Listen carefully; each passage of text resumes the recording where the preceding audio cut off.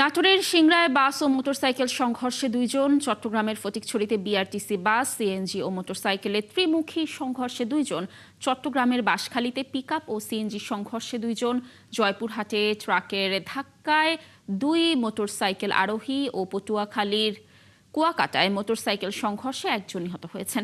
এসব ঘটনায় আহত আরও 5 জনকে ভর্তি করা হয়েছে হাসপাতালে। সহকর্মীদের তথ্য ও ছবিতে প্রতিবেদন। সোমবার ভোরে নাটোর থেকে সিংড়া যাচ্ছিলেন 3 মোটরসাইকেল আরোহী হীরা, জীবন হোসেন ও সাইফুল ইসলাম। এ সময় নাটোর বগুড়া মহাসড়কের বন্দর আমতলী ব্রিজ এলাকায় এলে বিপরীত দিক থেকে আসা বাসের সংঘর্ষ হয়। এতে ঘটনাস্থলে নিহত হন 2 জন। আহত সাইফুল ইসলামকে ভর্তি করা হয়েছে হাসপাতালে।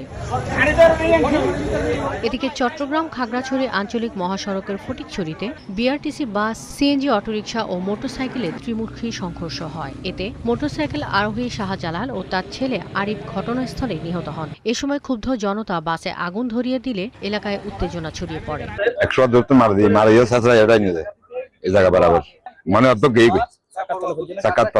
দুইটা সিএনজি যখন চলাই দিছে, আমি নিয়ন্ত্রণ হারাই, কোথায় যাবো আমি সাইড পাই না, সাইড পাওয়ার সাথে মোটরসাইকেলটার সাথে ধাক্কা লাগাই হেসারে চলে আসে। তুই ব্রেক মারছ না কেন?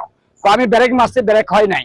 একজন মৃত্যু, একজন মানে মনে করেন আছে, কিন্তু ওর নেওয়ার সম্ভাবনা নেই, মানে থাকবে না, ওই সময় মারা যাবে। এদিকে সকালে চট্টগ্রামের বাঁশখালীতে মাছবাহী পিকআপ ভ্যান ও অটোরিকশার সংঘর্ষে বাহাদুর আলম ও নোমান নামে 2 যাত্রী নিহত হয়েছেন।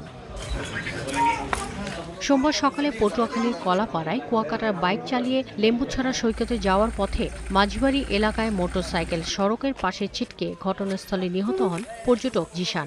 আহত অবস্থায় অপর 3 পর্যটককে ভর্তি করা হয়েছে হাসপাতালে।